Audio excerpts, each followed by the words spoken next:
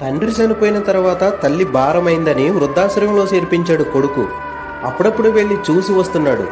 తన ఆఖరి రోజులు అవడంతో నా కొడుకుని చూడాలి అని ఆ తల్లి కోరిక మేరకు ఆ వృద్ధాశ్రమం వాళ్ళు కొడుకుకు ఫోన్ చేస్తే కొడుకు వచ్చాడు. చనిపోతూ తల్లి ఇలా అన్నది, వృద్ధాశ్రమంలో ఏసీలు లేవు, ఫ్రిడ్జ్లు లేవు, ఫ్యాన్లు కూడా సరిగా పనిచేయడం లేదు, అవన్నీ పెట్టించు బాబు అన్నది. అదేంటమ్మా ఇప్పుడు అడుగుతున్నావు, చాలా రోజుల నుండి ఇక్కడే ఉన్నావు కదా, ఇంతకు ముందే అడిగితే పెట్టించేవాడిని కదా అన్నాడు ఆ కొడుకు. అవన్నీ లేకుండా నేను బ్రతకగలను, అయినా అవన్నీ నా కోసం కాదు బాబు, అవి లేకుండా నువ్వు బ్రతకలేవు, నిన్ను ఆ విధంగానే పెంచాము మేము.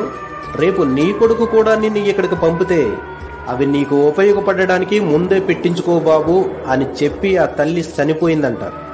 కర్మ ఎవరిని వదిలిపెట్టదు అని మనం నమ్ముతాం, కానీ అది మనకు కూడా అలాగే వర్తిస్తుంది అని మాత్రం నమ్మడానికి ఏ ఒక్కడికి మనసు